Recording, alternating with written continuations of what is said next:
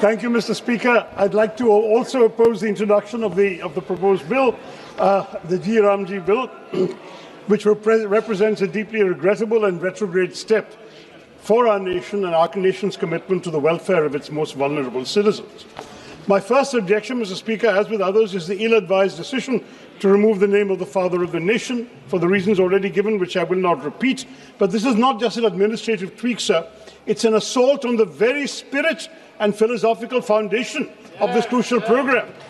Mahatma Gandhi's vision of Ram Rajya was never a purely political program.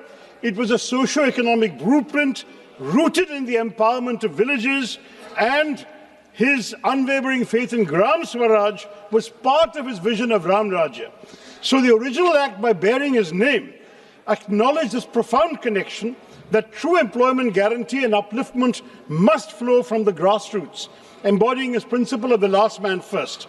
To remove the name Mahatma Gandhi is to strip the bill of its moral compass and its historical legitimacy, and then to have two languages in the title, just to make the acronym GRAMG, is not just a violation of Article 348, as pointed out in the previous discussion, but it also reminds me of a lyric from my childhood, sir. मेरे बचपन में ये गाते थे, देखो ये दीवानो ये काम मत करो, राम का नाम बदनाम मत करो.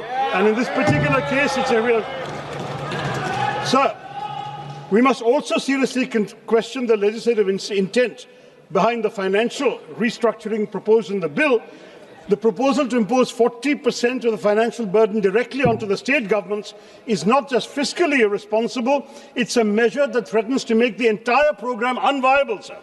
This sudden and massive shift in liability will inevitably make it impossible for poorer states. It will lead to delays in wage payments, reduced days of work, and ultimately the destruction of the scheme itself. And it's a violation of fiscal federalism, sir, which is why I don't think we have the legislative competence to do that. Finally, sir, it also makes it contingent upon executive notification. It allows the union to decide, sir, when and where the scheme will operate. This fundamentally alters the nature of the program from